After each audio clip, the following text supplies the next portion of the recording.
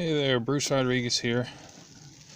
It's a nice, quiet, snowy day here in Pennsylvania. And I thought I'd just walk around and make a little video instead of pointing the camera right back at myself, which is not much to look at. Thought I'd just walk around and look at my yard a little bit and talk about something that I've been thinking about. One of the things I read a lot is that you can't be a treatment-free beekeeper if you live in an area where there's people with a whole lot of conventionally kept colonies for whatever reason, if it's because of the mating or because of what they do with their bees. And here's why I disagree with that. If I lived in an area where there were hundreds or thousands of colonies very nearby, I don't have any control of what they're doing with their bees. But one thing I know that I can do is I can catch a ton of their bees.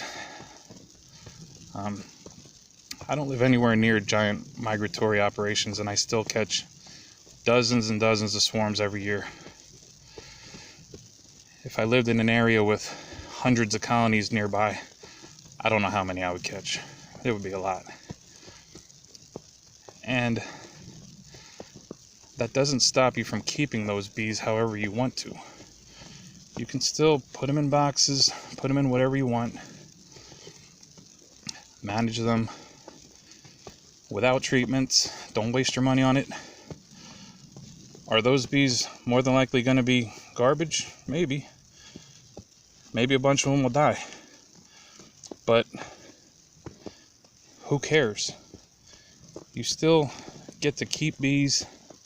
You still can produce honey, wax, whatever you want. You can do all that stuff. The only thing that may hinder is your ability to produce a really strong line of bees on your own right there in that location. But again, so what? There's plenty of people that can do it. You can still leave it up to them to improve bees, or not improve, but just select for survival or whatever. And if you happen to move someplace later, you can try to keep your own very hardy line of bees. But if you live in an area with a ton of, someone with hundreds of colonies nearby, you could still catch all their bees and still be a beekeeper and have a ball. You just can't, or not that you can't, but there's no reason to just constantly worry about keeping these bees alive, and becoming so attached to them.